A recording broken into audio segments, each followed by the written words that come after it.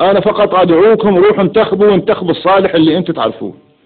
يقول لا، المرجع قال نحن نؤيد هاي القائمة، بل قالوا عنه كذبا عليه، قالوا أنه يحرم انتخاب دولة القانون.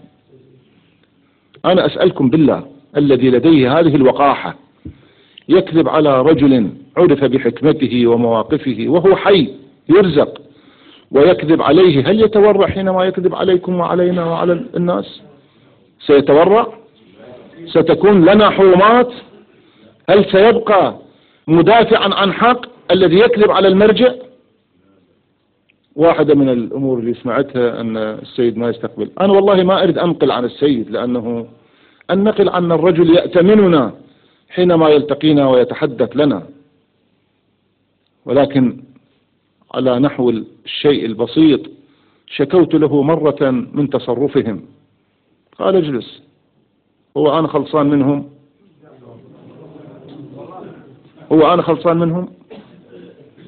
ومرة حينما أردت أن أخرج أصر إلا أن يخرج معي إلى الباب، كل ما حاولت أرجعه كان المحافظ واقف خارج الغرفة. اللهم صل على محمد وآل محمد. اللهم صل على محمد وآل محمد. أصر أن يطلع وياي للباب، وحاولت، قال أنا أريد أن أخرج معك حتى يروني أحبك وأحترمك.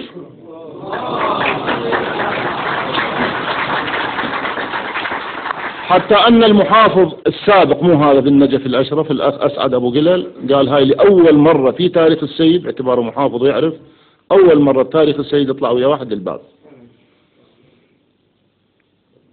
وعندي الكثير من الكلام الذي يمكن أن أقول والذي ينقل لي من خلاله.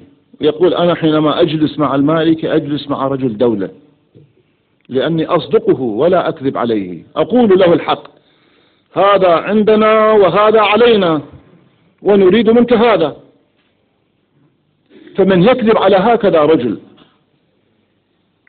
هل يستحي حينما يكذب علينا، حينما يشوش ويشوه ويذهب إلى البيوت ويستخدم هاي الأساليب، هاي الأموال والبطانيات؟ أين كنتم عن الفقراء؟ أين كنتم عن المحتاجين؟